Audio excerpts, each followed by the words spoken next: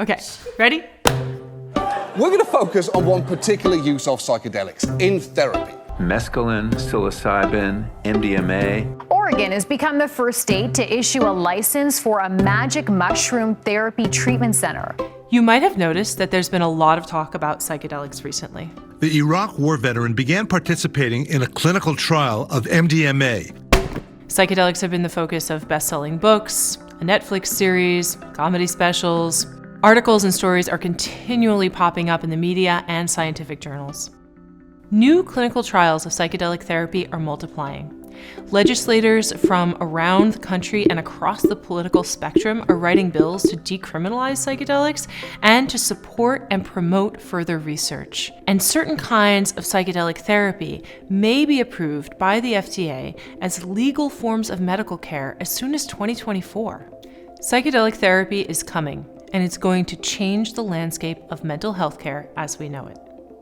Most of the research in psychedelic-assisted psychotherapy so far has been done with psilocybin, which is the primary psychoactive compound found in so-called magic mushrooms, and with MDMA, which is also known as ecstasy or Molly. But there's also been a wealth of research looking at ketamine, LSD, DMT, and more. The strongest findings that have emerged from the current wave of psychedelic research that's been going on for the last 20 years really come from international trials of MDMA therapy for PTSD and psilocybin therapy for depression. Researchers have completed phase 3 trials of MDMA-assisted therapy for PTSD, paving the way for FDA approval. Meanwhile, phase 3 trials are currently underway for psilocybin therapy for depression, and approval may follow in the next few years. But there are a host of other conditions that psychedelic-assisted therapy has shown efficacy or potential for treating in clinical trials, such as alcohol use disorder, nicotine dependence, anxiety and depression associated with life-threatening illness, and obsessive-compulsive disorder. And there are hundreds of trials currently either underway or in development that are looking at psychedelic therapy for diverse conditions including eating disorders, bipolar disorder, personality disorders, addictions, ADHD, cluster headaches, migraines, chronic pain, and traumatic brain injury. All these research trials continue to provide evidence for the safety of psychedelics when used in clinical settings. But psychedelic-assisted psychotherapy is not a typical pharmacological intervention that involves a simple administration of a medication to treat a condition.